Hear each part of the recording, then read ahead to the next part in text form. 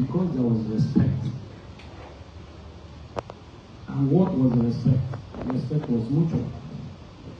It was, what you can also do to a woman is also to disrespect her.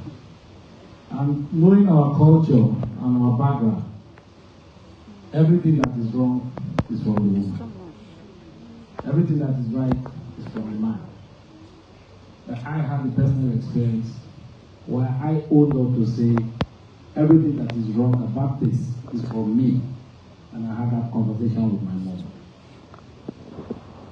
Because when things get tough, I tell my mom, see my wife as your daughter.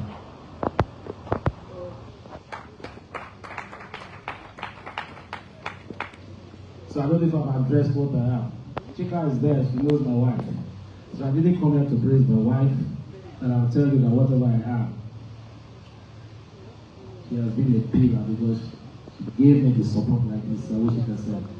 When you support a man, respect him, no matter how much he behaves, he will always remember. How will my wife feel if she hears that I'm doing so such or something? So, respect, respect, respect. Respect. Thank you so much, sir. And were there times when you had to communicate this? Because sometimes some men just think, you should know now, did your mother bring you up? Sometimes you may have mothers who really didn't bring up this person. So were there times when you had to communicate things to your spouse? How she should behave or react towards certain things in the home? Sure. There are times I communicate. And how did you do this without disrespecting her? I know you said in line, but how did you actually do this without disrespecting her? Letting her know, how come you don't know how to dress the bed? Yes, like I said, I'm not a perfect man, so I'm also trying to prove that my wife is perfect. But communication is still important. There are times you want to introduce a topic and you know that you're going to hit a brick wall. So you look at the mood of your wife. Same for me. There are times she's coming up with the topic and I say, sorry, I don't want to hear this. And that's where the confusion comes. For some of you, you will say you must hear it. If you don't hear it, you will go to work. If you don't hear it, you will go out. Okay, if you don't hear it, when you come back, there's no food for you. You see all the things you've said. But there are times you quietly walk away. And I can tell you, when a woman calls you by your name at midnight and wake you, Adokia, anytime I hear my name, Adokia, I know that there is a problem.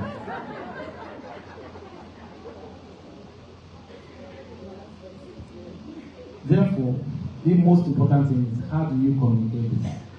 There are times you could be harsh. There are times you could use law. But when the difficult times come, one of you should submit. Learn to know your limit. And I have a friend who said, when you get too angry, take your car key and drive off. By the time you drive around and come back, whatever anger, you know the best way to approach it. Because words are very, very, very, very touching. If you call somebody stupid, he or she will not forget. But if you refuse to talk, the person can always say, you never said anything. Why don't you want to talk? I have a wife who could be with you here for the whole day and you won't hear her say anything. Sometimes I'll tell her, I prefer you to look at me and talk than not talking. So because she's not talking, it becomes necessary for me to keep inquiring. Why are you not talking? I told you this, why did you say anything? Sometimes she look at me and say, what is it I'm going to say that will make you feel different? It still boils down to communication and understanding your spouse. Everyone knows their spouse. You know your partner. There was an attraction that brought you together. If you keep remembering it, when you're composed, you will know how to behave. It is anger management. It's your ability to know your limits with your partner that will create that communication and sustain that relationship. Thank you so very much, sir. We want to give an opportunity to one or two questions from the audience, so you may have something you want to ask. This is your opportunity to ask Sir Dr. So let's have questions from the audience. Anyone? Are you guys scared? Please feel free. Just we're a family, and what you ask remains here. So social media, delete this part of the footage.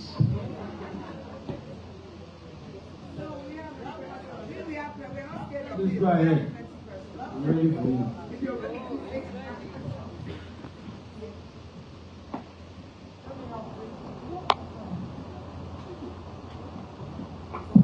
Okay, so let me help break the ice. Increasingly, we're seeing that, in the old, I'm sure maybe in the times of our mothers, I don't know, but in the old times, it was kind of expected that the man takes care of, some things, maybe rent, maybe build a house, pay the school fees, so on and so forth, and the woman runs the home. That's how it used to be in our parents' time. But increasingly, we're seeing that men expect women to come to the table with their money.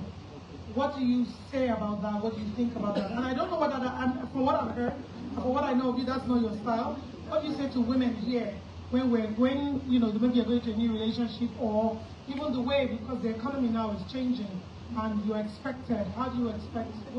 How can women respond to that, or how can, as a man, your expectations? What do you think about it?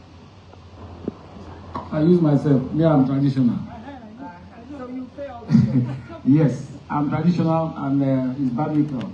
He said the woman is a helpmate. Am I right? Yes. The woman is a helpmate. Mommy, am I right? Yes. So in this part of the world, it is a man's responsibility to provide. A little louder, please. It is the man's responsibility to provide, and that has sustained my family. Because when a man knows his responsibility, even when your wife is angry, because she knows that you know your responsibility. Because for some of us, we take it beyond. If your wife offends you at the end of the month, you refuse to give her allowance. I never did that.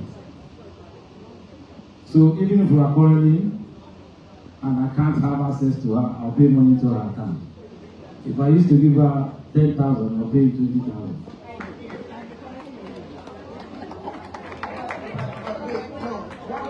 Because I know we need to move on.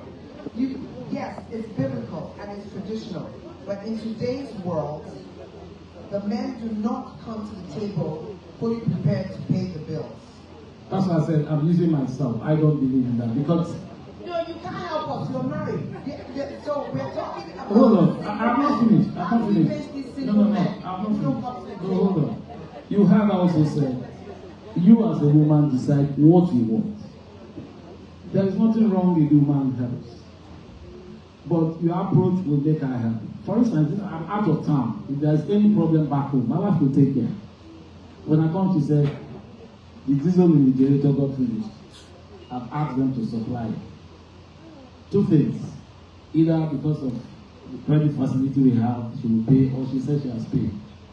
Then what she's expecting is to say, I will refund you. Because of the relationship we have, she can say forget, but I know she's going to get this some other way. So, if you are lucky to have a wife that is ready to bring to the table, it's the intention that bothers you. Because a lot of times, relationship today is like a contract between a young man and a young woman. Some will tell if my wife is not working, I will not marry her. I have no problem with that. But how does that affect the home? There are men who go out to marry because of the status of the woman. There are women who also go out to marry because of the status of the man. But I still go back to what our sister Auntie told us. You must define what you want. Know who you are. Show yourself the way you are. We must know who you are.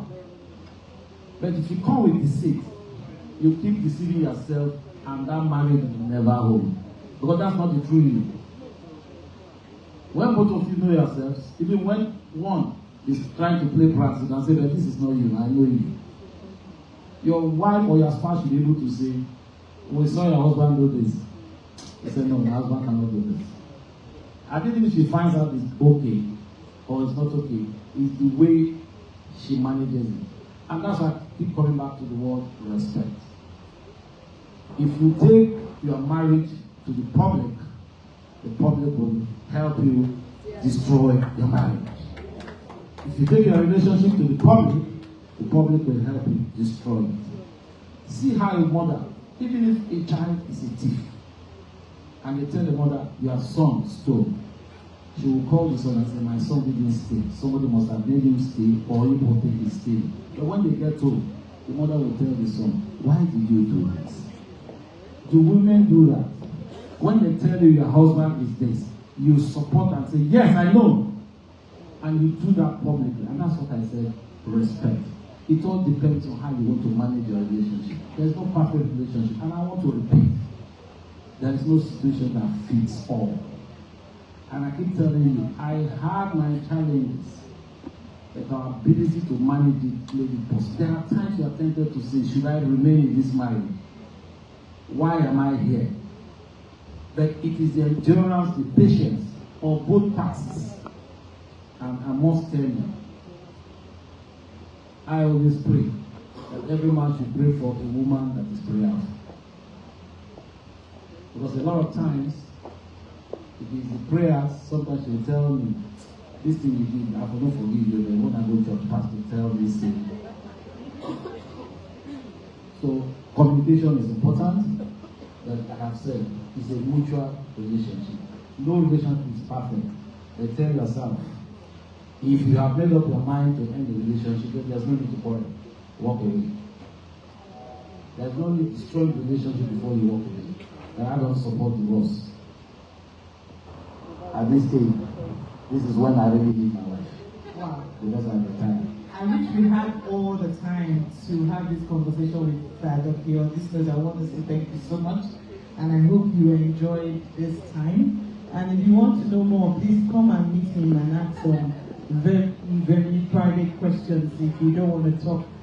I have a word for the young ones. I want to talk to the young ones. Unfortunately, I don't have too many men here. Our young ones are too much on the fasting. And a lot of times, we get it wrong. Everyone wants a very successful man, but she doesn't want to know how successful he is. She's more interested in the temporary things she's saying. I see a lot of young people, please, take home what our diamond speaker said. Define what you want. If you define what you want, no matter how proud the man is, he will respect you and he will take you for who you are. He can push you beyond your limits. But stay firm. That becomes the reason for which the man will respect you. You are lucky to have our mommies here. But like I've said, no matter how successful you are, you can't be bigger than your mother. And as she said, I am a product of a child who was brought up by a woman. My success today, first to God, second to my mother, and thirdly to my wife.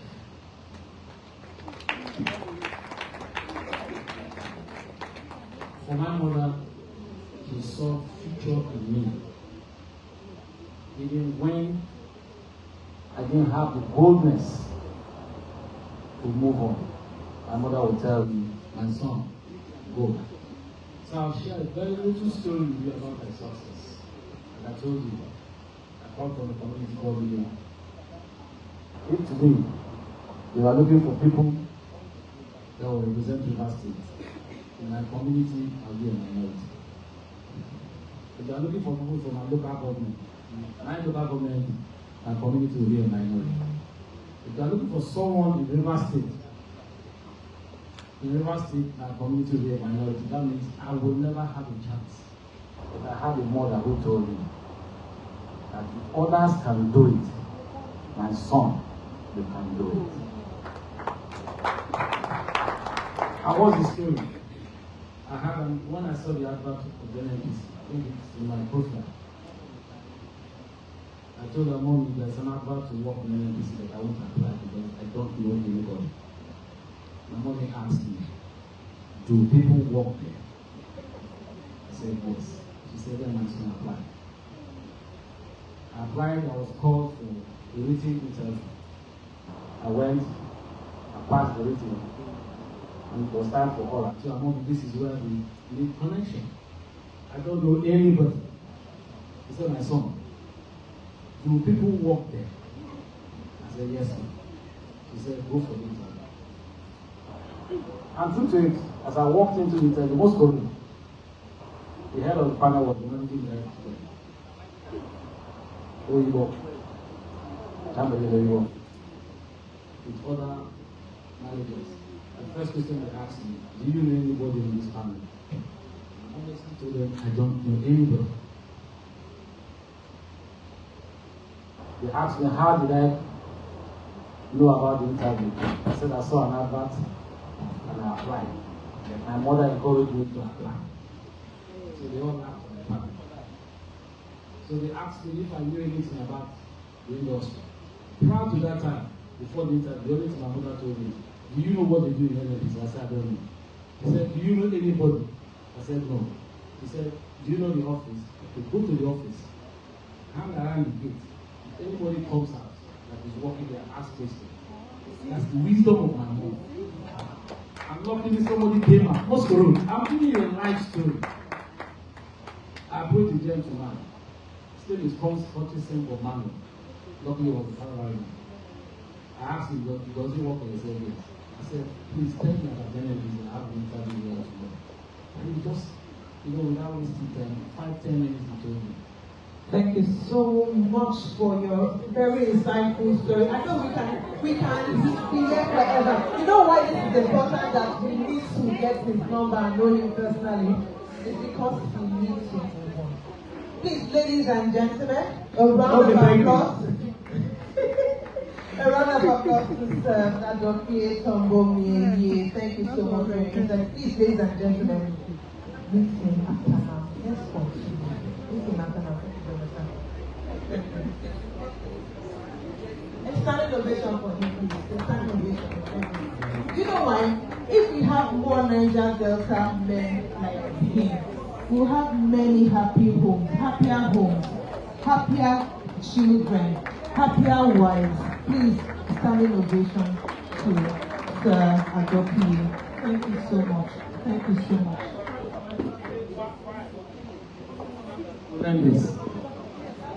I got employed, and when I took the employment letter to my mom, let me share that. Yes.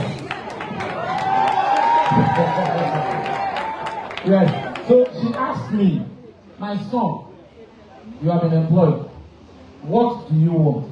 I said, Mommy, I want to be the head of this industry. I want to climb to the highest listing. I want to be the group managing director. She said, you will be. I said, Mommy, sorry, I was joking. She said, no, go. To God's glory, I became the number 2 man before I retired.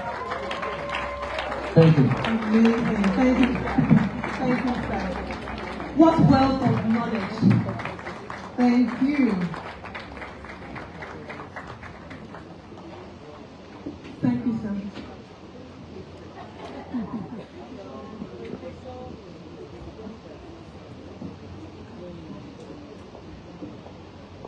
Thank you very much, ladies and gentlemen. We can go on and on and on with such very rich conversation from somebody who has substance to pour from himself into us. God bless you. Thank you for honoring this call. So just a few announcements before we continue. Please, on the screen, all those who want to participate in this giveaway, please take notes and take action. Thank you very much. Secondly, please, if this bag looks like yours, come and meet me. But you must show evidence that it is yours. Thank you. Somebody enjoyed themselves so much and forgot their bag. The next panel session is technology for business and personal success. We'll do that quite quickly. Please join me as I welcome the moderator, Dr. Sophia Hosford, to the stage to moderate this panel session. Your radio producer, please come on. Thank you very much.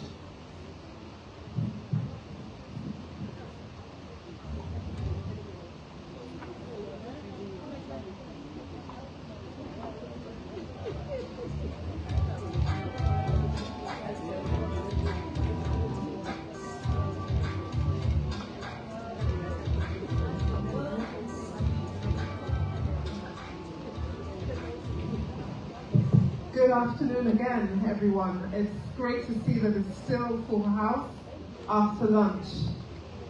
Women, oh yay! Women, oh yay! Okay, so we're together. Great, wonderful. It is indeed my pleasure and honor to be. Oh, men, oh yay! Oh, so I beg your pardon. Men, oh yay! But they're in the minority. But let's get down to business. I have the privilege of moderating this next panel, and it's all about technology. And we hear each and every day how technology is an enabler for business, enabler for personal effectiveness. And now we need to know firsthand, and in a very practical and pragmatic way, how can we leverage technology to really be our better selves and to improve the bottom line? So who I'll have for this panel session is none other than Madam Ude Enebele. Quite unfortunately, JJ Alababa had to exit, but I think we have the privilege of having someone who is that. Otherwise, AKA, sorry, Symphony. And you're welcome. And it is my honor and privilege to make formal introductions. So, Madam Ude Enebele is a strategic technology leader who drives forward technology concepts and policies to ensure increased productivity and profitability. She combines an MBA with 20 years of experience leading full life cycle technical services and initiatives across strategy, development, architecture, design and planning, technology roadmap. The list is really endless. She has also, or currently serves as the General Manager, IT Service Management and Governance in MTN Nigeria. In this role, she leads the team to effectively manage one of the largest IT operations in the MTN group. If that doesn't deserve an applause, I'm not sure what else does. Thank you. She has proven leadership ability, and that came across to me in my interactions with you this morning. And she has led successful teams to achieve and deliver on strategic business priorities and outcomes. She believes in continuous development and is always pushing to achieve more. Quite interestingly, she's passionate about the development of young people and looks forward to a new generation without limits, boundaries or fears. Mentor, coach, motivator, the younger generation gets a benefit from her very unique style, and particularly women as they realize their right to have a seat at the table. Her further passions include having women materialize as champions in their own rights, and she's actually driven the Women in Tech initiative at MTN Nigeria. Quite impressive. And this underscores her unwavering dedication to leveling the playing field for women. This initiative not only showcases her initiative or innovative thinking, but also underscores her commitment to amplify the voices and potential of women in tech. Her ultimate goal is to promote a tech landscape that is not only balanced, but also truly inclusive, ensuring that every individual, man and woman alike, flourishes and contributes meaningfully. I introduce none other than Ude Enebele.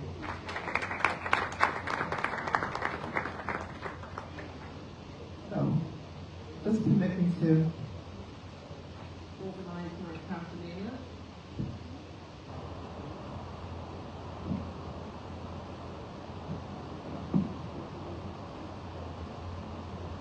And welcome again.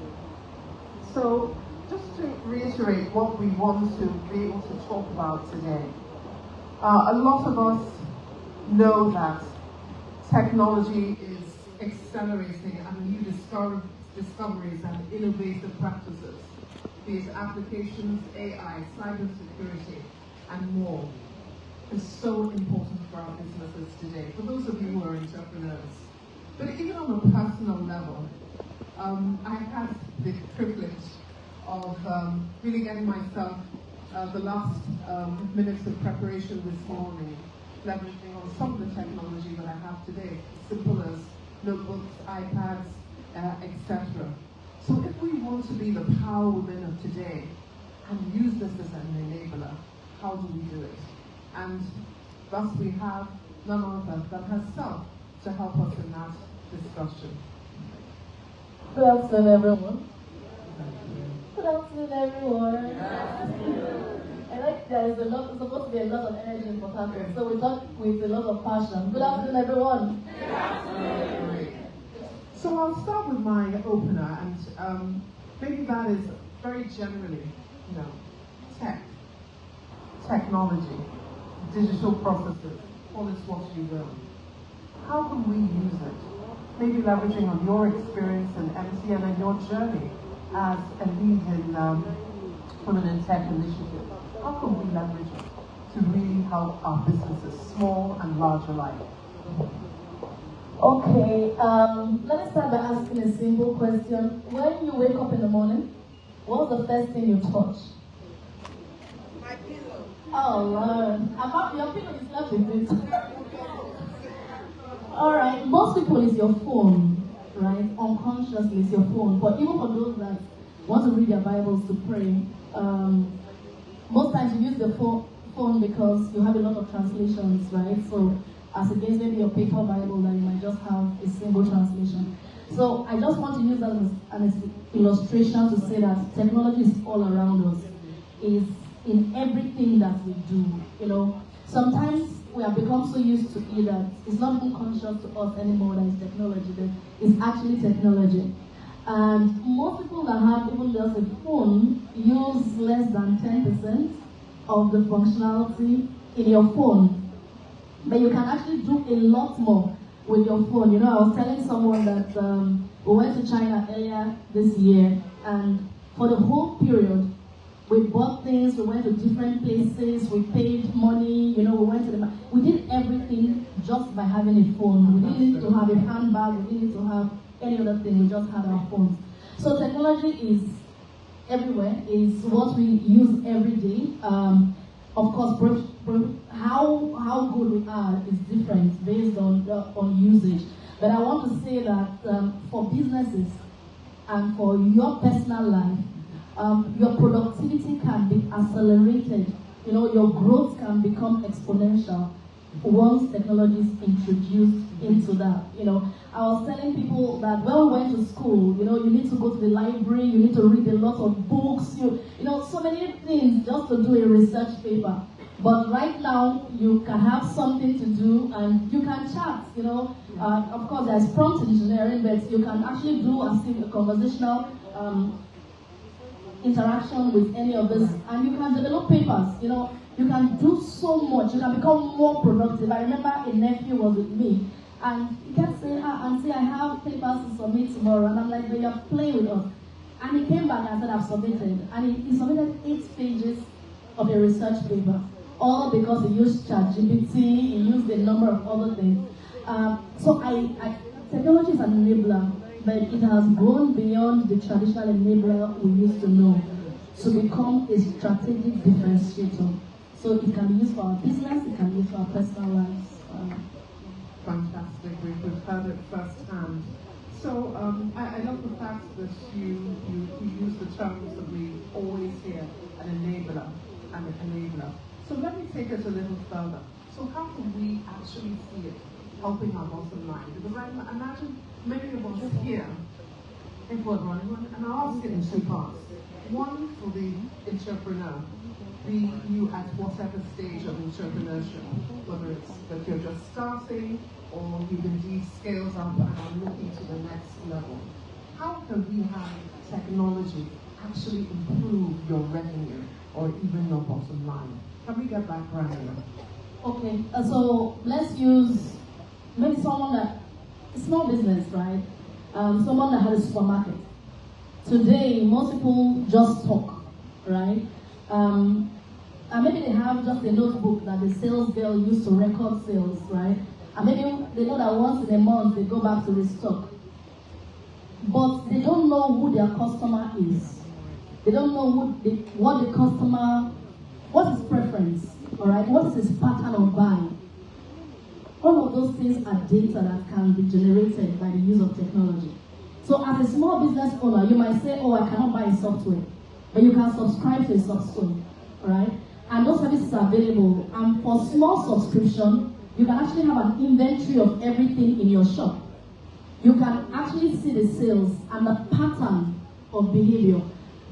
And please don't use cash. When people come to your shop, as much as possible, use a card or something, because we can draw data from that. You can actually see a pattern of buying. You can see when it's a woman that is buying and when it's a man that is buying, and how he buys. So an example is like a shop that we were studying was saying that they knew from the data that men come to shop darker on weekdays as against weekends when their wives are the ones that come. And the man picks the first darker he sees on the till as against going around and checking all of the prices. So to drive their sales, they brought the most expensive darkers forward. And their sales increased because the guys were able to pick it and just walk away. So most times when you have a small business, you see that you don't know the pattern of buy because you cannot identify with the customer. But if you have someone that comes to your shop frequently, and he comes to buy pick 1, 2, 3, or maybe none, as an example, and maybe he comes every 2 or 3 days, you begin to know that, okay, this person has a child that consumes that milk in 3 days. So it forms a data. Now you have a person's information. When the person doesn't come on the 3rd or the 4th day, because you have the data, you can send an SMS. You can send a call. Oh, is the milk not finished? Can I send it? Can I send it across? So you can actually now package it and now send it courier to the person, even if the person is not around. So what I'm trying to say is that for every business we have, data is generated. But when it stays as data, it's not meaningful. So what technology does is it transforms that data to become information, knowledge, and even wisdom. So at the stage of wisdom, there's now insights that actually now tells you the next best action to provide for your customer and to drive satisfaction. No, that's amazing. I really think it deserves an applause. So you talked about from data to knowledge to insight, to information and to insights. Wow. So again, because it's lovely that we get someone who's definitely your top level SME in this. So look, you've obviously been talking about data analytics. Here I am, a small-time, growing, aspiring entrepreneur. How can I make sure that the data analytics are what I can use and again make that insight to make those better decisions about stocking, etc. So for a small time, because if there's anything I want young entrepreneurs to get from this conversation, is that you can hear the word technology and that it actually means something to you, and that you can take away something relating to this panel on technology that you can start using immediately. So, we've spoken about data analytics. I'm a small-time entrepreneur. How can I use, how can I get it? How can I get to that stage of insight? So, for a small business, and that's something, there are a lot of applications that are very small that you can subscribe to. Most of us use Google for different things. There are a number of free applications out there that you can just subscribe to, because if it's a big company, you can say you can buy those software yourself, but it can be expensive. So subscription is just perfect, right? It's important that I think the lady that spoke earlier was talking about content. So what is your business like? What data is being generated? What can you do about that? So anything that is repetitive that you do, automate it. Or automate it. There is no value in doing something repeatedly and you feel like you are adding value. There's no value in that. So everything in that business that can be automated, automate it. Gain that insight, all right? Also, that data can enable you know your customers. It can enable you know their preferences. It can also enable you know they can give you feedback and insight. So one of the things that we do is, if someone buys something from you as an entrepreneur, you can actually send a survey automatically from the tool. Can send a survey to say, well, you treated well, what was your wait time, what improvements will you have, and all of those things are embedded on software, so you don't need to do anything extra. All right. So KYC, something they call know your customer. It's very important that we have the data of our customers, so make them feel something. Then make it easy for them, right? This morning, while most people were exchanging physical cards, some of us were having QR codes as business cards on our phone. So you can actually have a QR code displayed, right? You can print it out and stick it on your wall. So that when a customer comes in, you can actually scan that, provide this information, provide this feedback.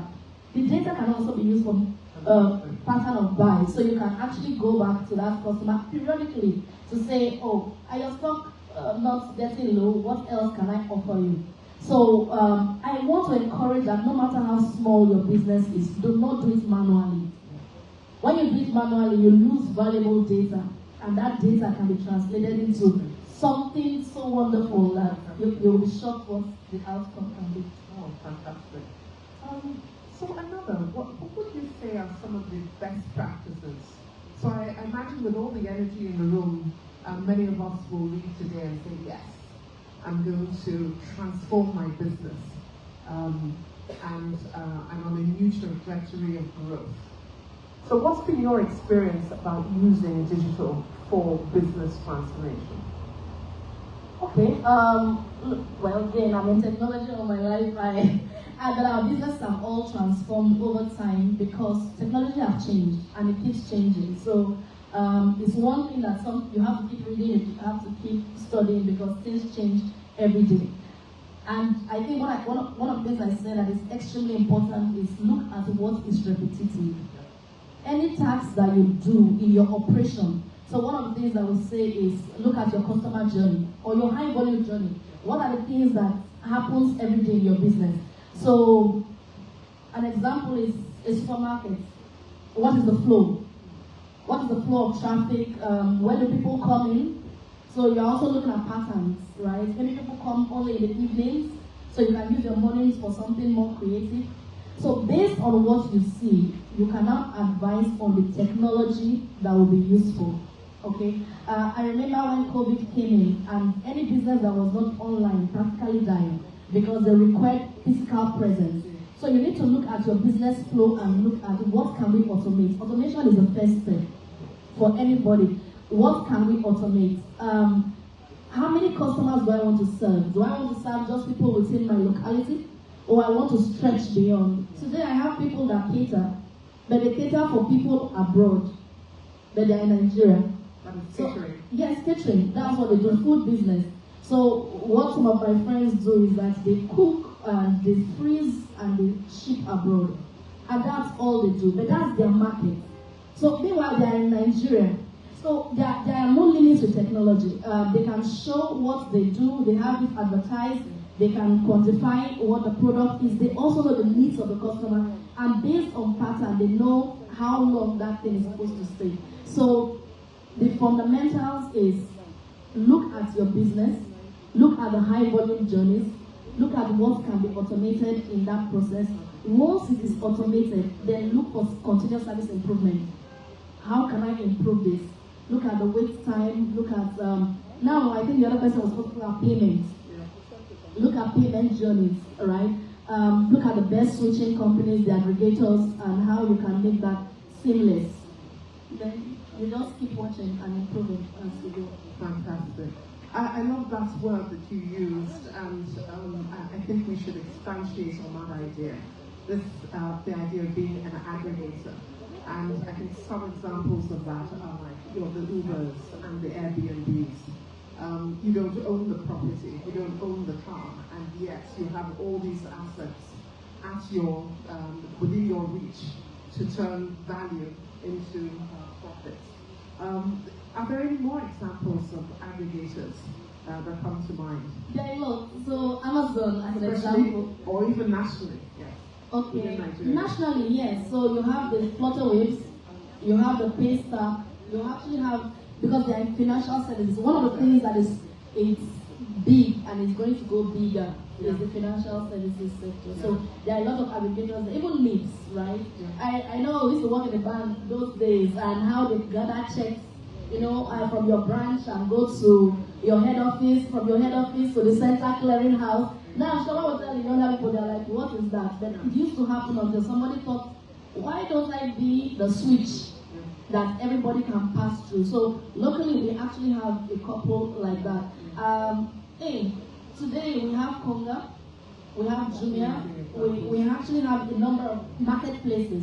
We have something we call an e-marketplace where different people actually also come. I can't name one or two, but I think the competition is free publicity. But there are a lot of aggregators and switches that just do the exchange for you. Exactly. And I mean, even from within Nigeria now, Yes. we talked about unicorn companies, aggregator like leveraging on technology and are producing, their sums are in the billion naira mark. So it's still, but what I'm looking forward to is seeing women as unicorn entrepreneurs doing business in the range of $1 billion and more. I think that deserves a clap of anticipation. Thank you. And let's move to, maybe just before we move to technology and digital for personal success. So it's great, there are a lot of these emerging technologies. I've heard you say AI, ChatGPT, etc. The Internet of Things. How do you stay ahead of the curve? Especially for those of that generation that are not digital native. How do you stay on top of that? So we just have to keep reinventing the wheel. I was privileged to sit beside someone. I think she's not a Gen Z or a millennial, but I think the MC was speaking and he said, "You remember when TV was starting at 4 p.m. and she was like, what is that?" And I'm like, yes, TV used to start at 4 p.m. But she couldn't believe that was possible. She was like, so what did you do throughout the day? And I'm like, we were doing other things. So for some of us that are not digital natives, sometimes it can be a bit challenging. But I think the way to look at technology is just to embrace it. As we hear about things, we can just go look it up. And now it is easy. You can use YouTube, you can use different channels to study it, right? And be part of it, try to experience it. So I know there are a lot of women here. So when you're even encouraging your children on what to study now, don't do the traditional study things, right? Tell them to go and look at prompt engineering, something futuristic. Look at AI, look at things that are going to be relevant in the future, because most of the jobs that we have today will cease to exist. I think my sister read secretarial administration, those days, and being a secretary was a big thing. Now there are no secretaries, because you can actually use your device to get everything. So we need to transform. And you can learn. Technology is easy to learn.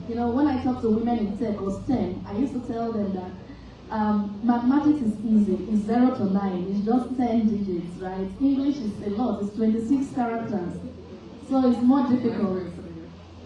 Yeah. Oh, thank you. That's brilliant. Yes, so just 0 to 9 rather than 26 characters. That's a new one.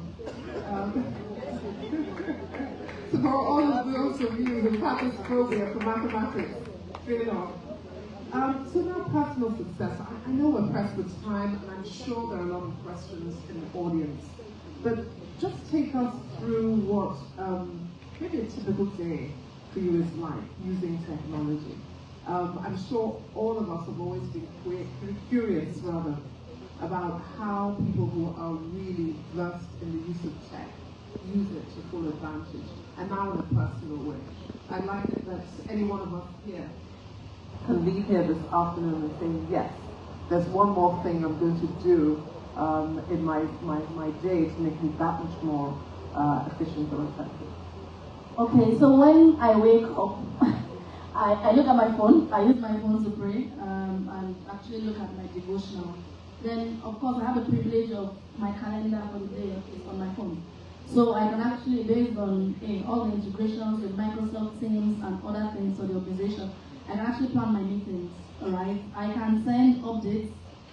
My phone is like everything, right? I can read my mails here. If there are presentations to do, it can be done outside my phone and of course sent to my phone. If there are meetings, you can take minutes, you can take updates, you can interact, you can integrate all through the day on your phone. But the downside is that you can also become very glued to your phone. Okay, so for mental health purposes, it's important that we also track the usage of technology devices, but it can make you very productive. So again, things like Microsoft Pilot as an example, right? If you have, I come into a meeting and maybe I come in late and a lot of people have spoken and all of that, I can actually type to say, give me a summary of what has happened so far. And it gives me a breakdown of what everybody has said, the key action points. I can actually ask it to tell me what questions to ask. And it can tell me the leading questions to ask that make you look very brilliant. Very smart. Right? And you can actually do that while still in the meeting. It can do a summary for you. You can export that to something else. So it's handy. It's what we use. It's what I use. And most of us. Mention that.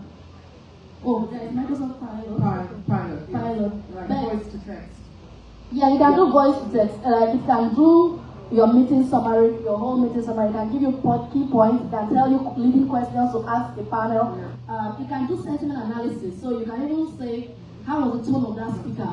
Was it harsh? How best do I ask this person?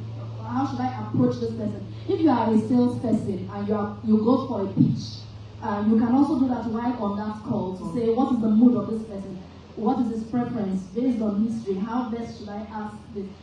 It can help me when I'm doing my presentations also to say how many slides. And you can, guys, these days we are saying that Google is going out of fashion, right? Because I don't know how many of us use Meta AI on WhatsApp, but it can do so much for you, that makes life a lot easier. But then you've taken us to the close of play of a typical work day. What happens with technology thereafter? Oh, so again, at home, we use technology, right? So, again, internet is a big thing in my house, so everybody uses technology for everything. From your children assignments to catching up with friends and families. I have siblings everywhere, so we can actually meet up online, so there are no distance irrespective of where the person is. You can use technology for basically everything. Oh, great. That is excellent. Thank you so much. I think this is a good point for an applause. Thank you. I think we've had some excellent, very practical examples of how technology can be used in your business, whether it's the supply chain, whether it's for your customer experience, or transforming your business. Oh, good. I will certainly get to Sir Adike. And then you've also talked about you as a tech executive, how you use technology from sun up all the way to sundown. Thank you. I think it's been very, very insightful indeed, and I'm going to take a cue from quite a few of the things that you've said. So it's a good point to take some questions, and I think the first taker is Sir Adike himself. He had a hand straight up. Do we have a mic available for him, please?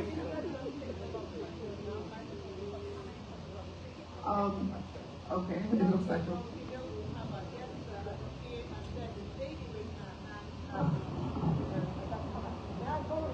Yes, you may.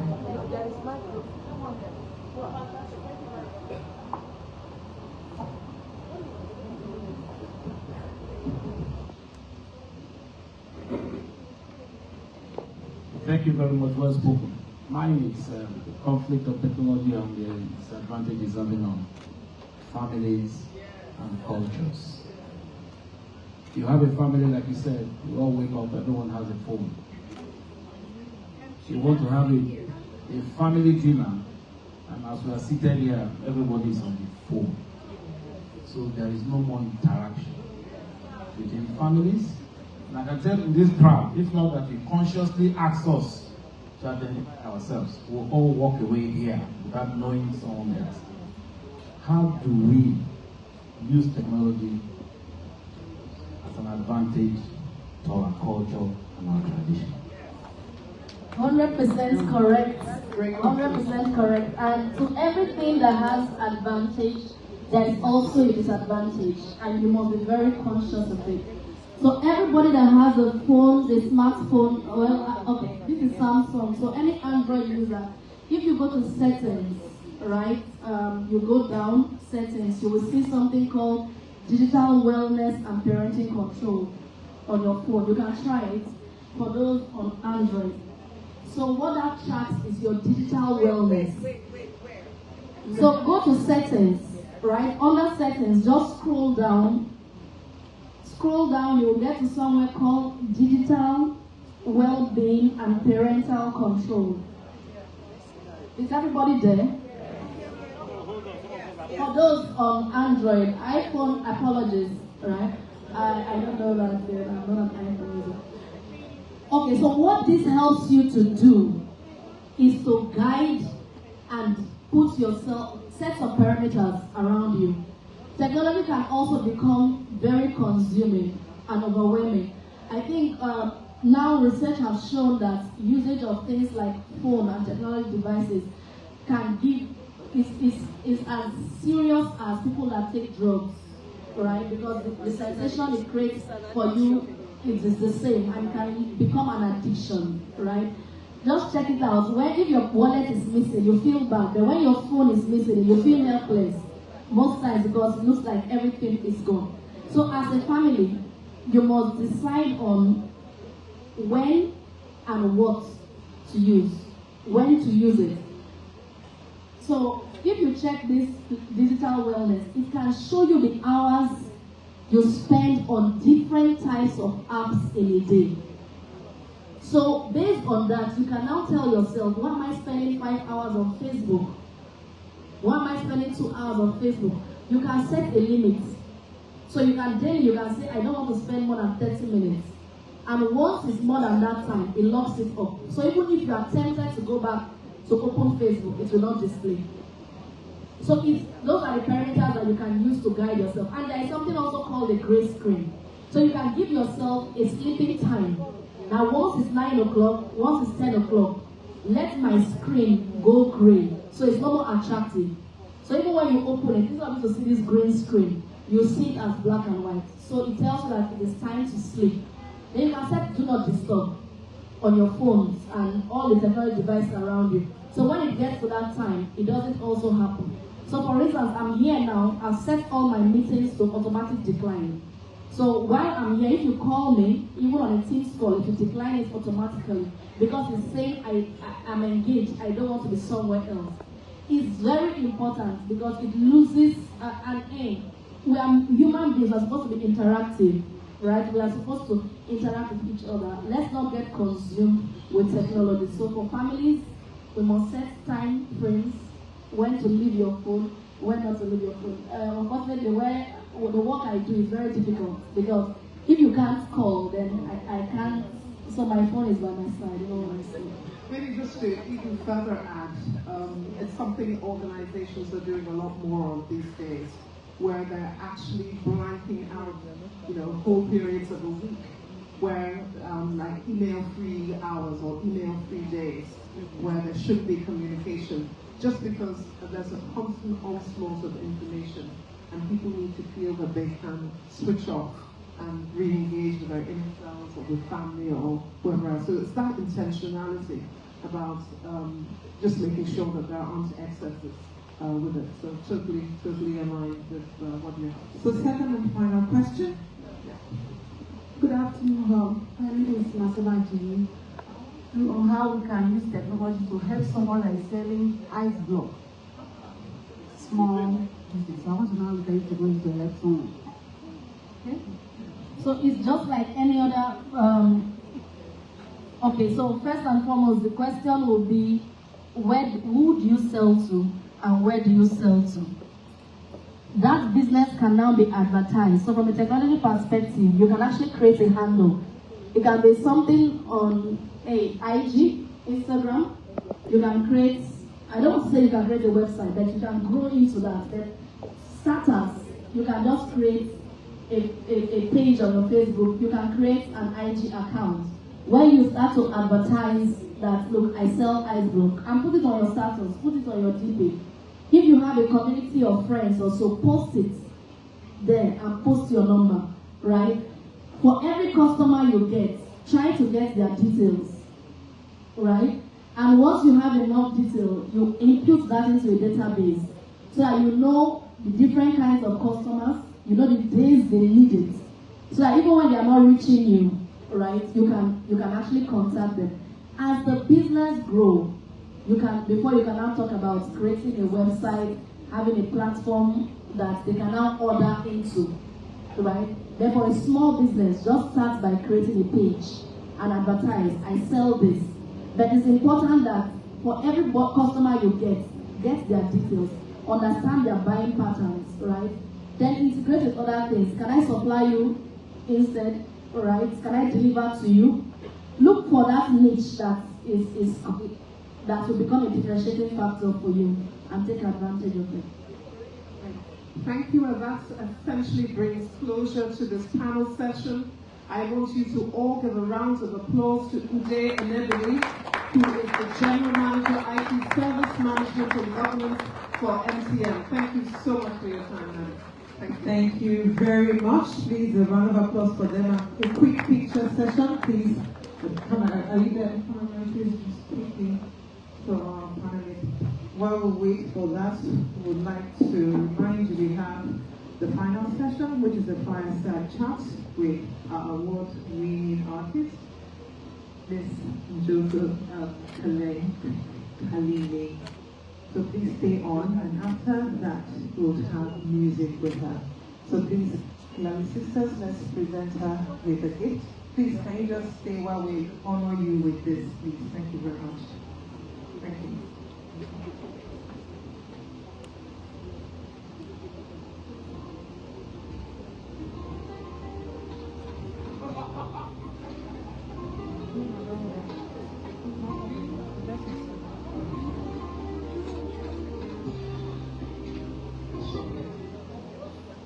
On behalf of the chairperson of the Kilali tribe and all the beautiful women in the Kilali tribe, we thank you, and I want to specifically thank you for showing up with very short notice. It will amaze you all to know that this speaker had the shortest notice to be a speaker of all the speakers, and she did not say no. She took it up, she's wrong with it, I'm very proud of you. And particularly honored, we gave her a name last night when we had a hangout. She's from Joint Krama. Yes, her mother is from Joint Krama. So we gave her a name, she called her name. There is a part of her name that some people could not pronounce the name. Particularly the diaspora people in Kilali tribe. So they changed her name to Safety. So she's been nicknamed by Kilali tribe. I'm particularly proud to present this to you today because I've known this young lady here for several years, about 35, 36 years now. I've known her for about 36 years. And yes, I've known her for about 36 years. And I'm very proud to say we are Port Harcourt people. We went to the same secondary school. She was our social prefect, I think, at the time. And she was one of the most beautiful girls at the time in our junior secondary. And I'm very proud to see that today she's a rising Amazon. And on behalf of all the girls that went to Government Girls Secondary School, I am proud to say that this is one of us. and we are proud of our alma mater. And today, we want to say thank you to all the girls who were schooled in Port Harcourt. And on behalf of all of us who are Port Harcourt children, I say thank you, dear.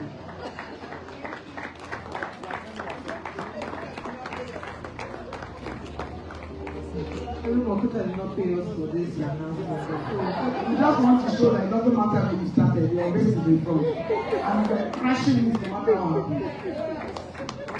We're training people of this. Mrs. Boma Yaga, she puts it on her value. And we're living with it. I don't like hearing this. I don't like hearing this because we have our bragging right. Can somebody take that microphone for her before she starts talking about Abloma girls! Abloma girls! Bring the house down. Abloma girls, say yeah, let's not jump. Abloma girls! Abloma girls! We did. We will show you.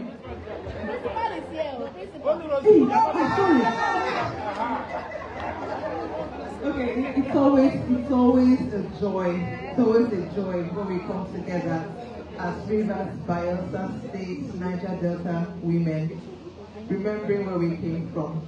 So, just want to ask a question. How many of you were here from the first year? If you came of various genres, from rock to heavy metal to jazz to reggae, all sorts of things. And I think that sort of gave me that confidence that, okay, there's something to do with music that I will probably end up going into. It might not be a profession, but let's see how it goes. And I had that support from very early on, with piano, with voice, and with violin. I got scholarships to school. And then when it was time, as you said, to go to university, my school actually was, secondary school actually said to my parents that yes, I mean, her track record shows that she should go and do a music degree. And of course, my parents were like, definitely not. there has to be a conventional degree first. And so my school teachers were surprised because they were like, well, we weren't sort of like leading her down that path, so where do we go now? So in the end, I got into Imperial College for Business Management, and I'm so happy I did that because that really gave me a strong footing in this music business industry, which I'm sure we'll talk about in a bit. And then after that, my mom then said to me, okay, so are you sure, now that you graduated, are you sure you won't just focus on business management? And I was like, no, you told me I should do that first.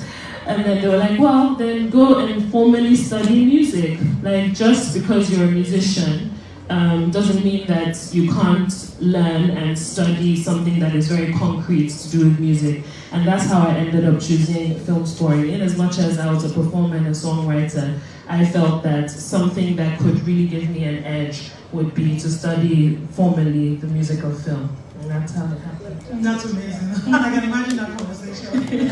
So, your music is quite inspiring. I mean, I know I have my favorite. I know I have my favorite. Now you get my heart. I love the video. I love the sound. But I noticed that a lot of your songs address social issues. Do you want to speak to us about that? Yeah, sure. Just what you mentioned in the intro. I've always felt that musicians do have a little bit of a responsibility, and not all musicians, to sort of speak on the times and to tell stories about what is going on in their own era. And because I've always believed that, I've tried to tell stories not just of myself but also of others. I see myself as a storyteller that just happens to write songs.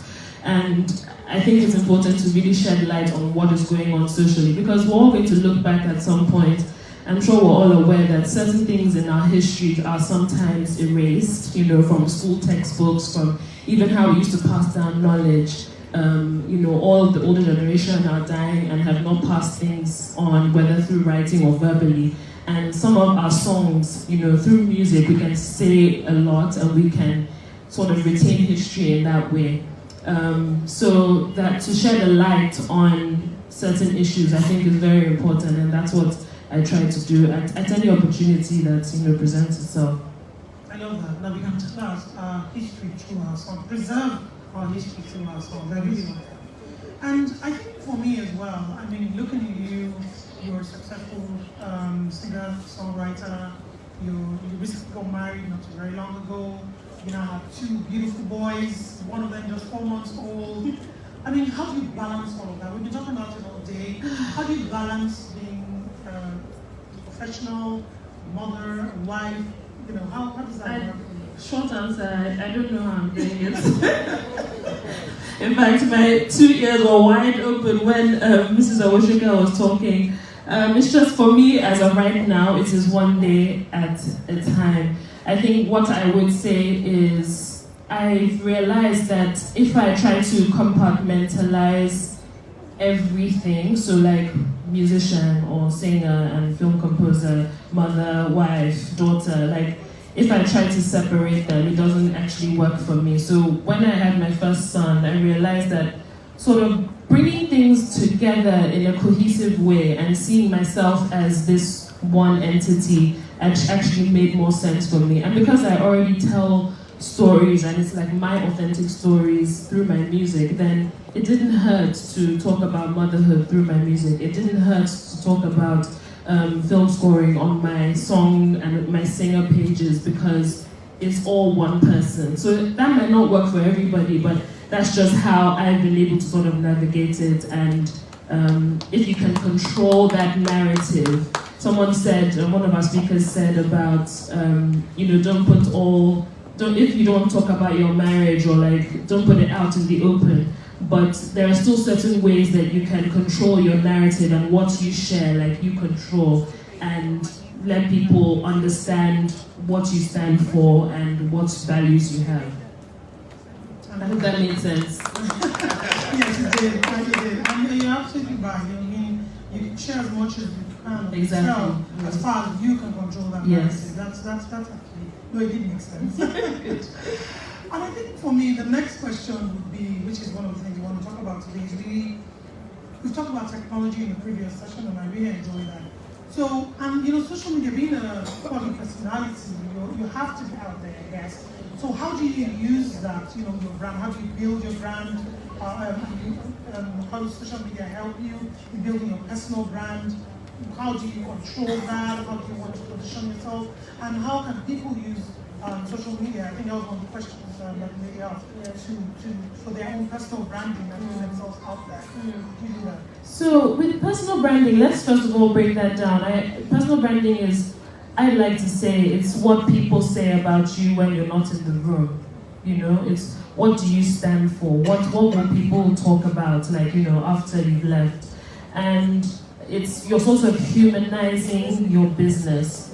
Personal branding can be very tricky sometimes when you're multifaceted, when you have different sorts of interests. And what I've tried to do in recent years is to really understand, who am I talking to? That's the number one thing. Who am I talking to? Who am I trying to inspire, educate, entertain? And how can I do that? So I'll give you an example. I wear the hat of a musician, so performer, singer, songwriter. Who am I talking to? I'm talking to people who are music enthusiasts. I'm talking to people who like music, my kind of genre. I'm talking to people who like songs that tell stories, or social media. Then I also wear the hat of somebody who wants to inspire musicians that are coming up after me, right? So aspiring musicians, aspiring producers, film scorers. And so if I'm speaking to them, what content do they need? I need to be talking to them about how I've come up, how I've been able to navigate the music industry, how to get over stage fright, how to get over, how to deal with sound engineers at an event. That's not the same content that I'm going to put on the platforms that I'm talking about my music. So understanding your target audience, understand who you're talking to on the various platforms is a really big one. Consistency for sure, there have been so many times when it's been very difficult to stay consistent and to really stay on top of things like with social media and content, but it's very important. All these platforms say followers, they use words like followers, subscribers. To have followers, you have to be a what?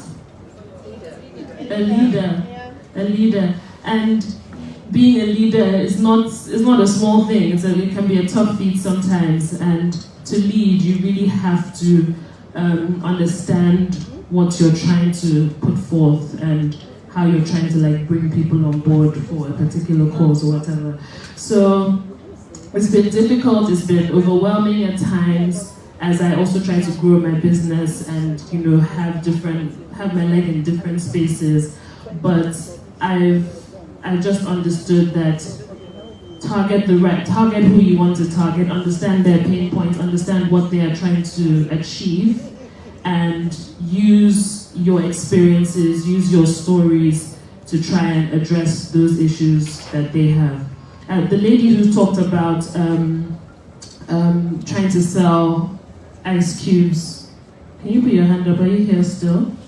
Yes. I remember that Homa even mentioned that when you're talking about your profile on whether it's LinkedIn or whatever platform, we tend to just put, okay, musician, singer-songwriter, this is what I do.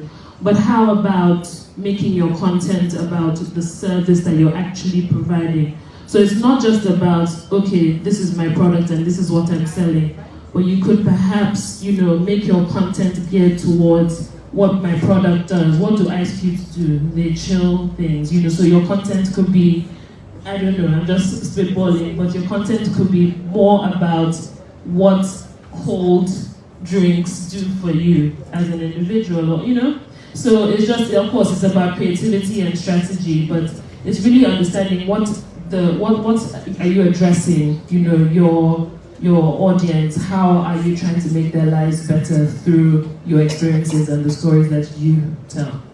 Thank you so very much. So key is having the right message for the right audience, being consistent at it, and then being a leader so you can have followers. I really like that. So I'm sure we have 1 or 2 questions in the audience before I do my last question. Any questions out there? Does anyone want to ask Kaline 1 or 2 things, something you want to know? So I'll take my last question and then we'll get to experience you one more time. I think for me, you're successful. You've been featured on CNN. Not everyone has the privilege of being there. How do you enjoy that process? This process of success, because it's not easy. What do you do? How do you unwind? How do you enjoy it? What do you do? It's a good question. How do I enjoy it? Mother of 2 young boys under 2. You can hear the deep sigh. I'm in the process of trying to understand how to celebrate myself more. I think in this, we all go through different stages and seasons of our lives, and I'm in a particular phase where I have to be extremely present for my boys, but there's also a growing business. So I'm on the line, just trying to juggle everything. Yes. But God. Ladies and gentlemen, Kaline.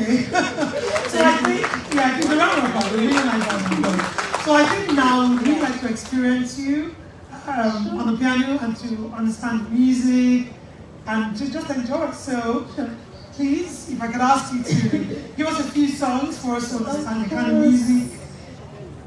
A round of applause, everyone.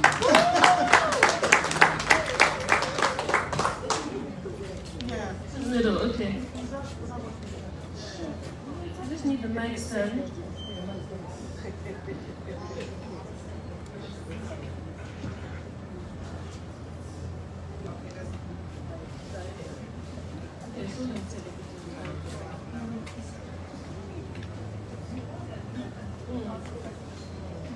And if you have any questions, we can do Q&A now. Any musicians in the house? I met one earlier, actually. Yeah. Oh yeah, you didn't ask. You don't have any questions? Ask someone who's been featured on CNN. Okay, she has one. Yes.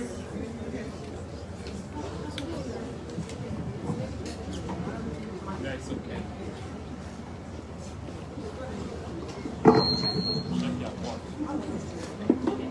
I have a question. There's more. Thank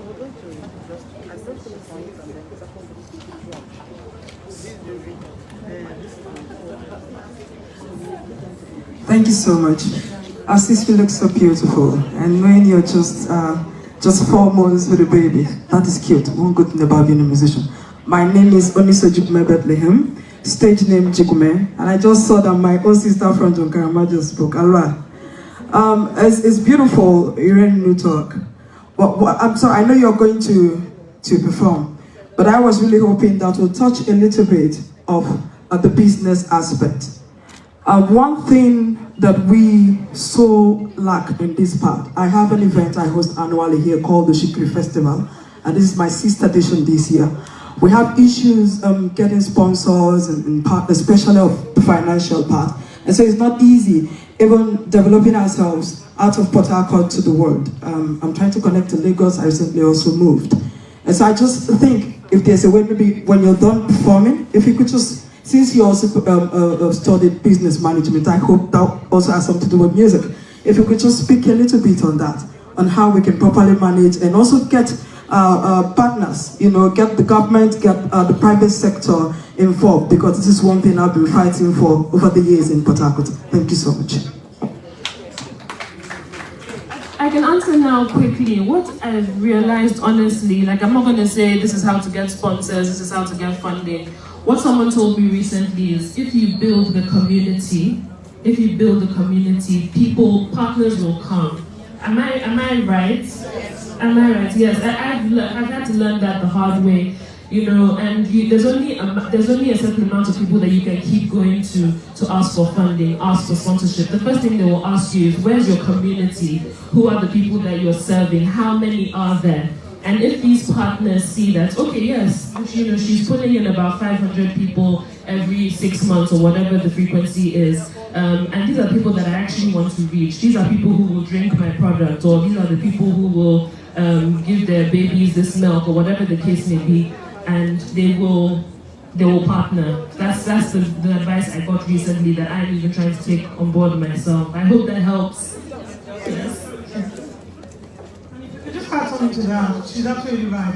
I've worked for a couple of companies where while of course there always the headliners, the big names, when we want to go to a particular place, community, we look for who's popular in there, and that's what she's just referring to. So build your brand, build your network of people, and people will come and find you. And you can do that through what Thomas said about newsletters. You can gather data, gather information from your community and build social media. Exactly. I have a question. From an ex-teenager who just since she's known someone for about 30 years, she cannot be a teenager anymore. Go on. Yes, the numbers. Very nice to hear you. Sorry. Very nice to hear you. I am not a musical talent. I can't sing to save my soul, but I am a proud mom manager of 2 fantastic music talents. So that's why I have a question for you. I have a set of kids who have been 10 and have taken music as not just a passion. And when I heard you speak, say you went to Berkeley School of Music, I started the people on my table, and my son can never go there again. Because you see what happened, she went there, and now she's doing music as a core business. You see the fear that I had. So I can imagine what the parents went through. So the question I have for you, you've held yourself well. I'm quite proud of what you do. My daughter has a son in the same journey that you do, which is inspiration music, right?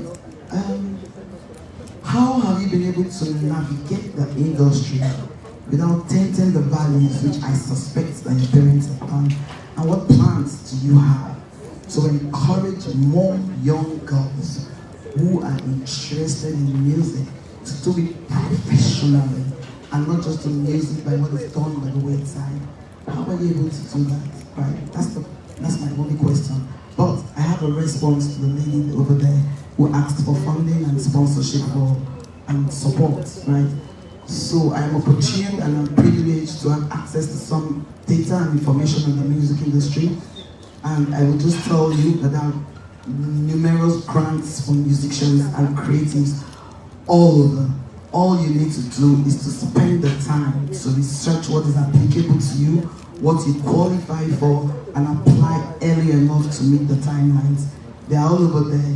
If you do follow the Federal Ministry of Arts, Culture and Creative Economy, if you do follow them on their Instagram page from time to time, they put up those sites, they put up those grants that are available. You need to get there, and you need to get to know the people within the regulation and the financing sector of your industry.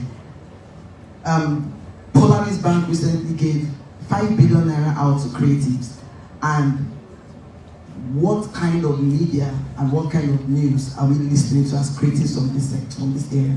You hear them take this up in the Southwest and other parts of the world. What is happening to you all? What are you listening to? Who is in your network for you to know where to get that news, where to get the information from? So please, do an audit of your network, do an audit of what you listen to, do an audit of what you hear. The information is out there. Just put your ears to it, you get it. Thank you. I'll meet her afterwards. Okay, so I think I should break down the different seasons of my life so that I can answer the question accurately. So after I graduated, I was in school in Boston, and then I moved to New York. New York, as we know, very fast-paced. Yeah, it's like survival of the fittest. And so for me, it was very, very difficult for me. I taught a little, I had a few performances, few and far between, but just nothing really came to fruition. And then I came back home. Now, when I moved back, it was important that my parents still understood that it's a journey. This industry is a journey. And thank God, I was brought up by parents who instilled certain values in me that did not let me stray, and get into the claws of what this industry breeds. I was able to surround myself with fellow colleagues in the industry who also shared the same values that I did. The likes of Cobams, Asuko, Bears, So even when you're doing the studio writing, as people call it as musicians, you're in the studios till midnight, 1 a.m., 5 a.m. sometimes. I was doing those things with Cobams, for example, who was married. My parents could trust, Bears. These were people who already had strong, very clear values that my parents were okay for me to learn from. And then shortly, so a few years into me moving back, I got married. Well, let me even say that I met my husband, who actually met me performing. He's a festival owner, and he asked me to come and perform at his festival.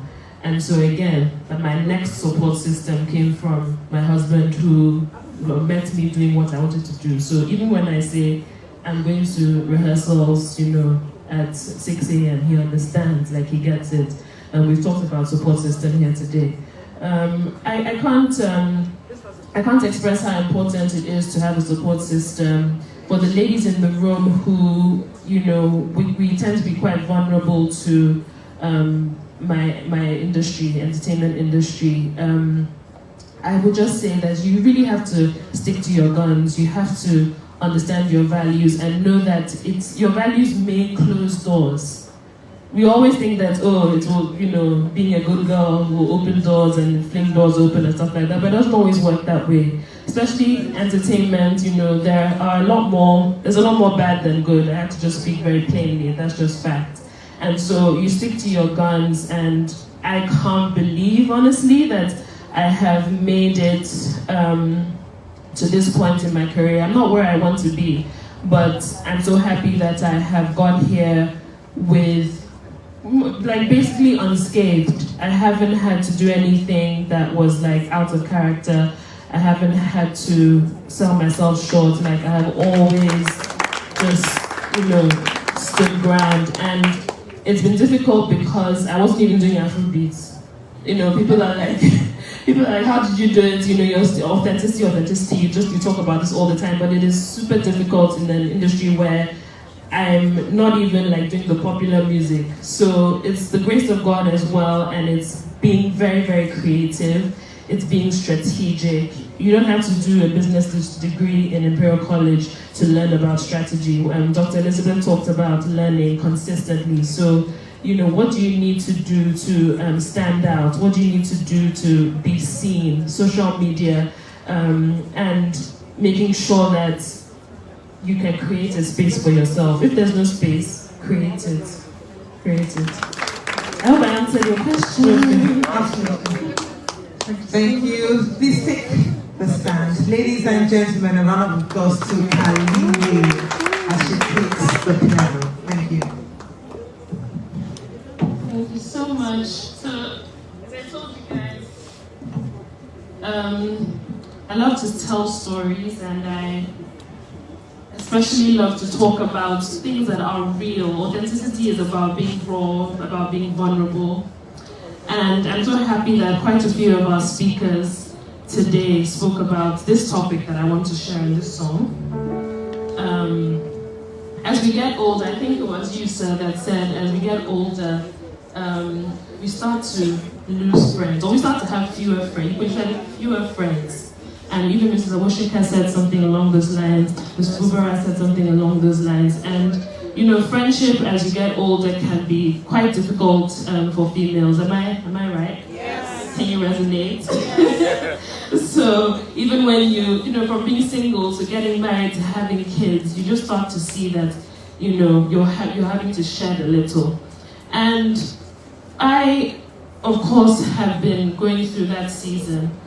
And what I've realized is that on the one hand, yes, you may shed some of your friends or you may lose touch with certain people, but it's also important to take stock of where you may be falling short. Now, so I'm going to, this might be an unpopular opinion, but hear me out. Some of our friends might say, you don't even call me as much anymore, you don't do this, you don't do that, you don't do the other. And I had to take stock. After I had my first son, I had to take stock and say, is this person actually telling the truth? Like, have I actually been there for her or him? Like, have I actually been a supportive friend that I should have been? And when I did take that stock, of course, there were some people who I'm like, yeah, well, you haven't done the same either. But there were others who I was like, yes, this person is right. I need to do better as a friend. So in as much as we do share some friendships, I wanted to shed light on friendships that we do want to continue to nurture and we do have to be more intentional about. So this is called Better For You.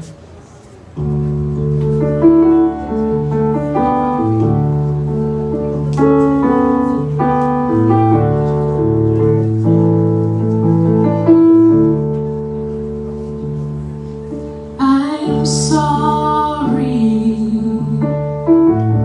that we don't see each other like we used to do, that we don't know what each other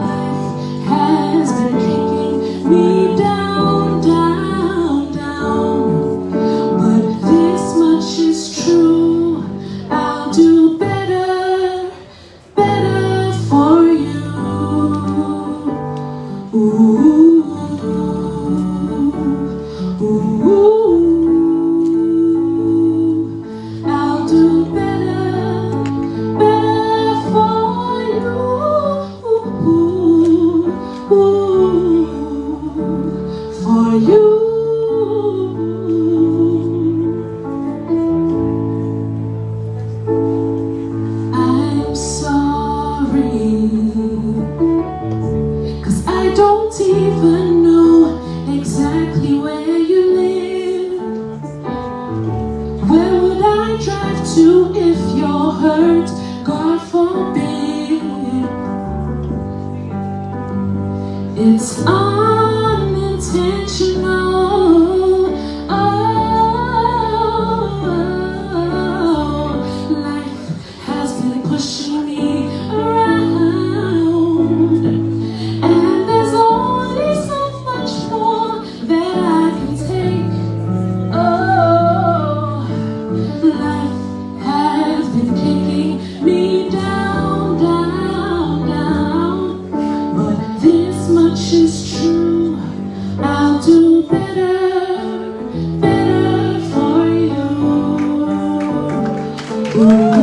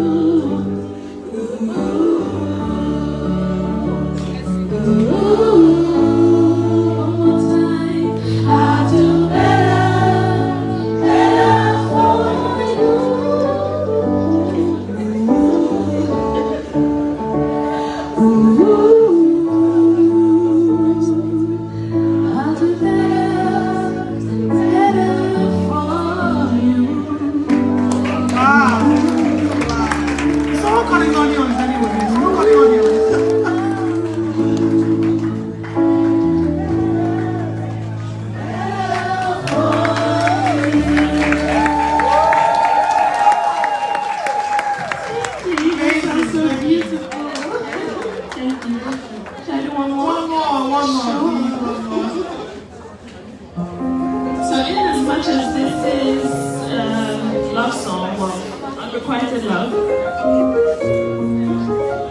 I don't want to just sing about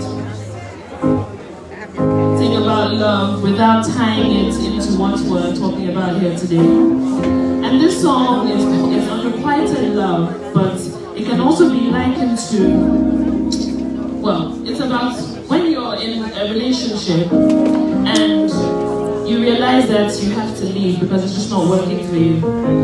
And it can be likened to when you have to leave your comfort zone sometimes. Sometimes we have to be told, sometimes we have to be dragged, but we have to leave our comfort zone, whether in relationships or business, and try and do something different, learn something different. So this is called Stranger.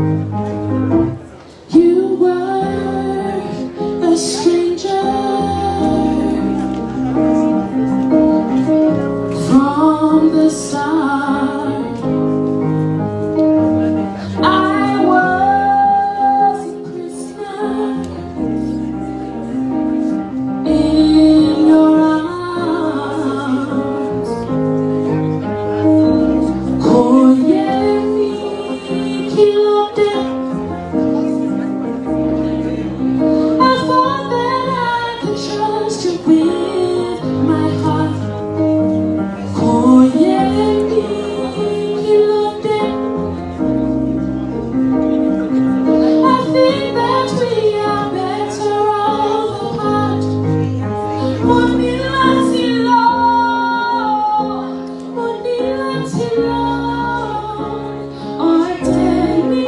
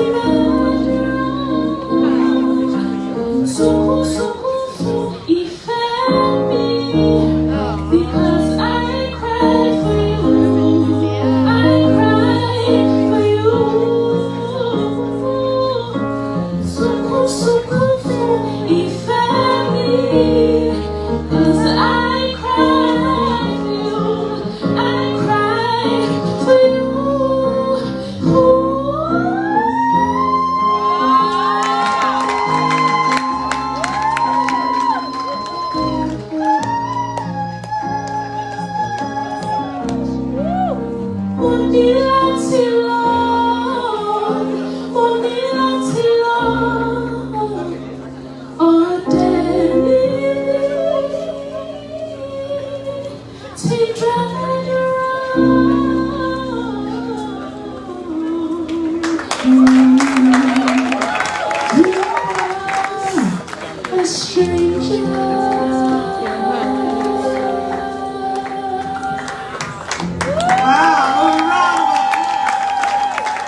Thank you so much, Robbie. Thank you. Amazing. Ladies and gentlemen, Kalinde. One minute.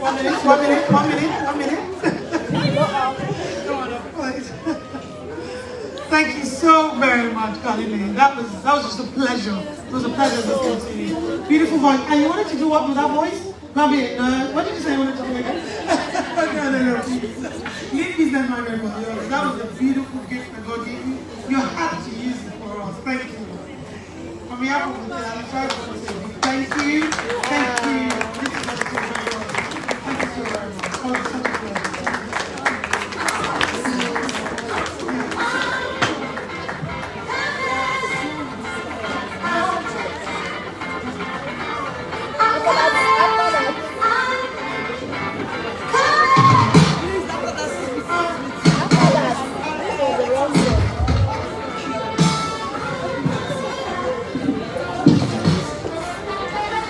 Ladies and gentlemen,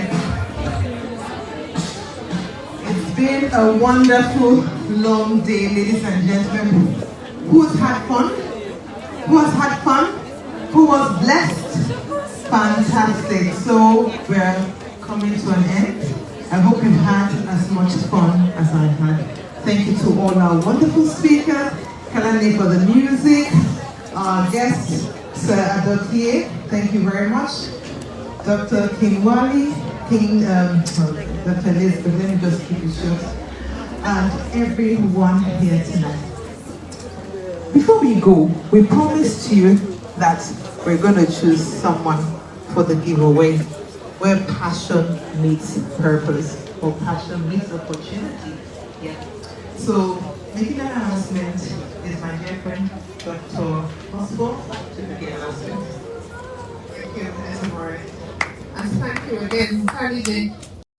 And thank you again, Kalinde, for a beautiful rendition. Just one or not. So this is where we essentially announce the very fortunate beneficiaries of the passion, connecting passion with opportunity. And I just want us to thank upfront our amazing judges who were flooded with applications, had to do review pictures, they've gone through several leaves of papers and done analysis. And I'd like them to not only to stand up for recognition, but please to come up on the stage. Madam Ndere Ekpada, Anaye Barajugo, and Bene Kolova. Oh, beg your pardon. Please to come. I think we can have something.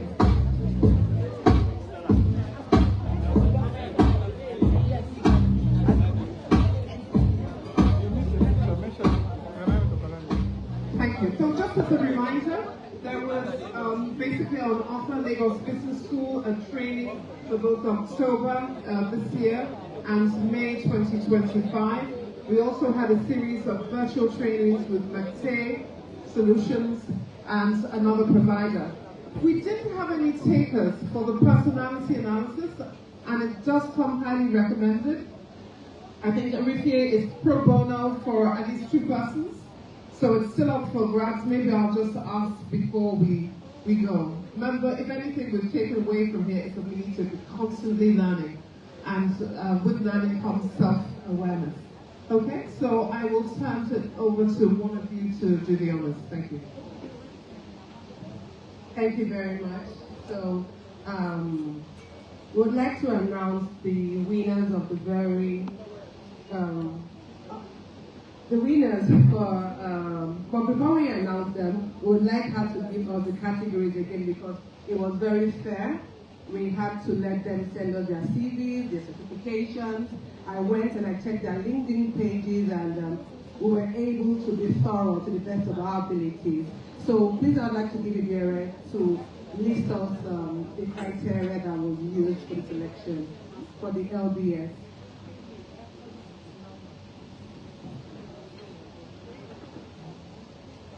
I must confess, it was a very short time to come up with winners, so I expect everyone to take it in good faith. Given the short time, we were able to compile and go through what was sent to us and pick winners. We had criteria which I read out to all the people that came, that we spoke to. It was an awful number of people, actually. We didn't expect them to be so many people, but it also shows how enthusiastic people are to get trained and retrained, so it's a good thing. Organizers even had to extend the number of scholarships because of the number of people. They only had 3 for LBS, but by the time we were through, it was 5. So you can appreciate what we had to do to get the 5. So I'll hand over to Benny to read out the names of those for each of the categories. We have 5 for LBS, we have 3 for the online course, and 2 for the other course, the personal course. Yeah. Just taking the opportunity again to thank our sponsors for this particular segment of the conference, none other than Lafarge and the NGDC. So please, a round of applause for their generosity. So from the personal development, we have 2 people, and in no particular order, the first person is Shola Ukapi. Please, can you indicate Shola Ukapi? Is she still here? She's still here. We will give it to someone else if she's not here. Is she here? Okay, then the second person is... Are you Shola? No, I'm not Shola, but I deserve to get it. You deserve to get it. Did you apply? I did. I was just about to submit before. Then the second person is Ronke Ebiye for the personal development. Congratulations, you will meet your email addresses. Are you Shola? Yes, you're Shola, okay. She's here. I should be glad to be here. Now to Mate, we have 3 people for the online courses.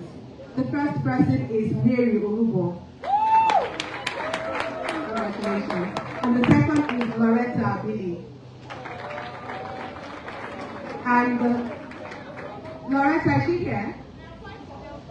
Okay, your qualifications did not meet up to LBS, and we got it right.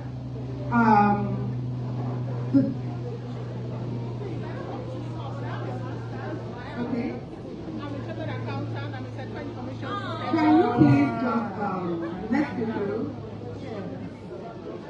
If you don't want it, it was a very, very competitive application. Okay, so we'll take the opportunity to another person because it was very competitive. I apologize. The third person is Blessing Chukuma for the Mate online. Blessing Chukuma. Okay. Now moving over to the LBS, the Lagos Business School.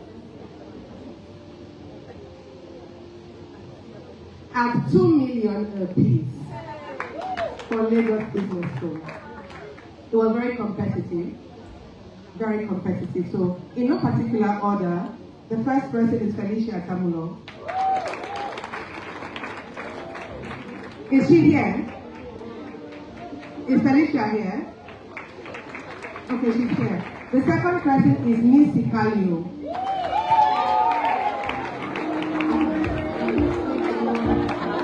I like the excitement.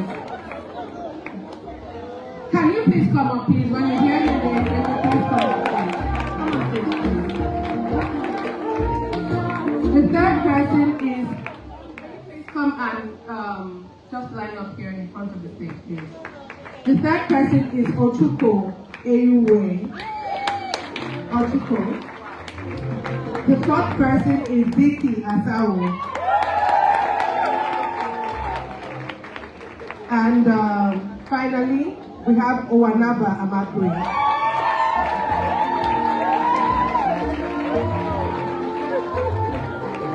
Thank you very much.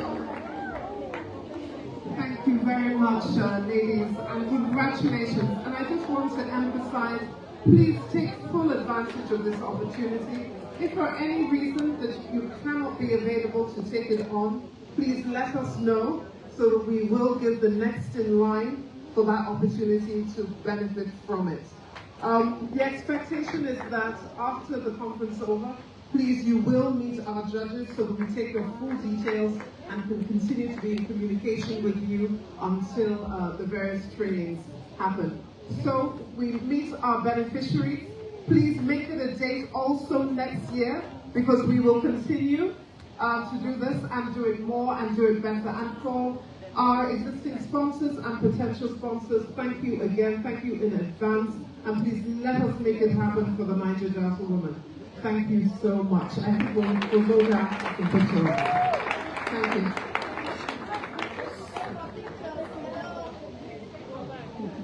Take your pictures. Thank you very much. You're the very first beneficiary. So let's grow toward this opportunity. This moment is very priceless to us as a tribe. Thank you very much. Thank you. Thank you. Thank you.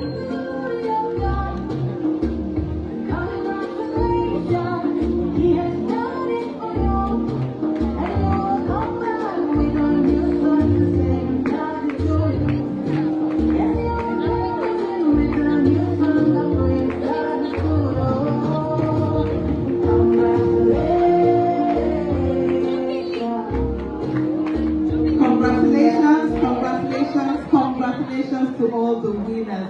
We wish you the very best. Congratulations, women. Congratulations. If you're happy and you know it, clap your hands. If you're happy and you know it, clap your hands. If you're happy and you know it, am I singing like Kilali? If you're happy and you know it, and you really want to share, I'm not singing like Kilali. If you're happy. Okay, let me start again. If you're happy and you know it, clap your hands. If you're happy and you know it, clap your hands.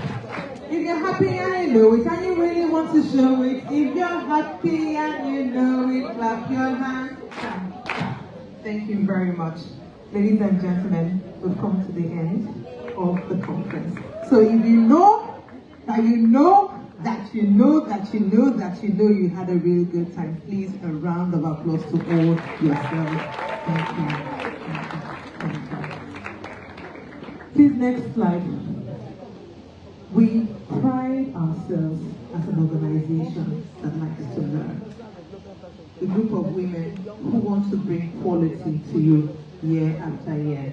So if you really want to support us, please bring out your phone and scan the QR code and give us your feedback. Let's know how we did. Did we do well? Did we not do well? Please, let's hear from you. So while we are doing that, please make welcome Dr. Emomi Ibisiki to give the closing remark on behalf of the tribe. Ladies and gentlemen, let's welcome her to the stage. Thank you. What a day. What a day. To all the ladies who stayed back till this time, thank you very much. We absolutely appreciate the respect and the honor. We appreciate your commitment and the discipline to still to the very end. Words can really not express how much we feel today. I think this conference came with its challenges, from organizing, from planning, to the current economic situation, but somehow we held our resolve to do it, and we've done it, and we're super proud of our Port Harcourt women. We are very proud of you. I think that's a good point to clap your hands, because the Kilali tribe is proud of the Port Harcourt women, and we will come back again and again and again. Despite the fact that we all live in different places, work at different places, we will come back to River State and we will continue to be in Port Harcourt. We will keep doing this until we can see the kind of change that we want to see in River State and amongst the women in River State.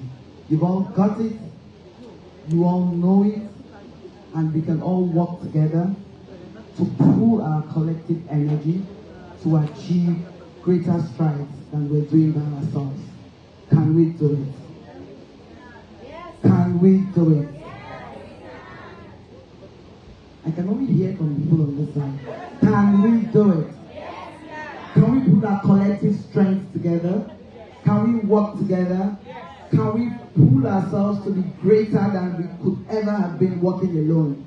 Port Harcourt women, can we do it? Yes, we can. Very happy. These are my people. I'm proud of that. On behalf of the chairperson, who is unavoidably absent today, Dr. Tony Ifesekibo, I stand representing all the Kilali tribe women, and I want to especially thank our speakers. Thank you, Sir Akoki Tombomi. And let me expose a little secret. He happens to be my godfather.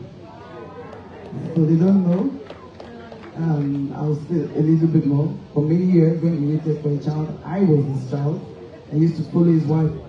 And I'm still his child. He just said that. He used to drag me and his wife to church every Sunday until a young man came from Africa and took me off their hands in Christ Church. And since then, they haven't really released me because I think my godfather still controls the part of the head of my own life. I'm proud of that.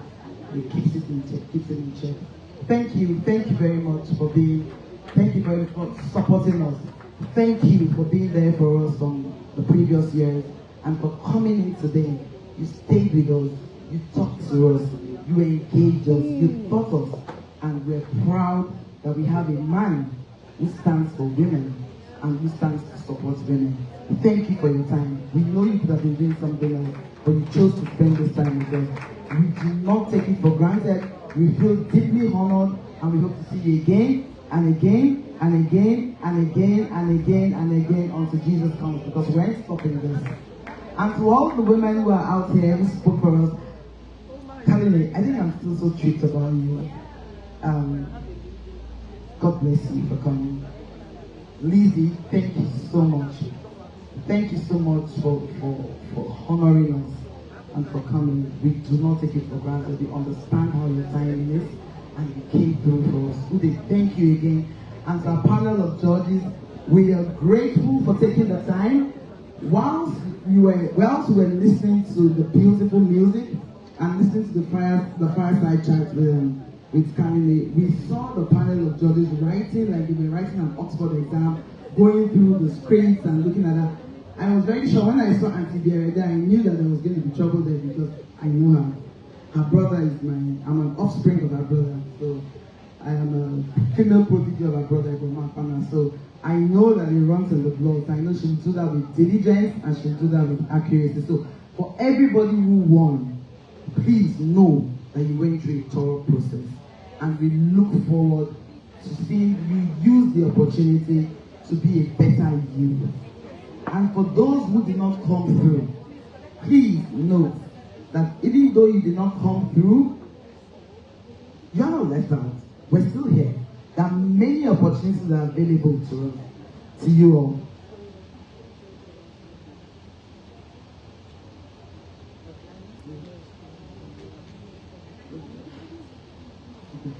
Alright, so we do know that there are other opportunities for you, and as we continue to pull through on this movement, as we continue to get your support by your attendance and your engagement, we know that we will do more. This is the starting point. We got commitments from so many men today, so look forward to next year.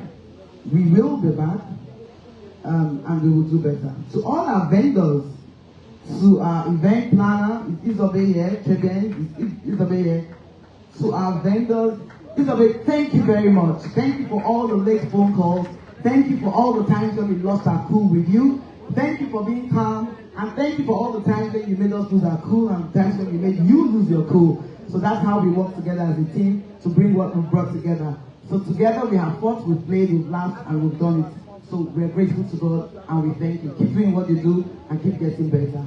To all the guys in the media, to EveafriqueNews, thank you so much for coming through in less than 24 hours phone call for you to cover this event. We are grateful, EveafriqueNews. You've been our partner, so we believe you're one of us.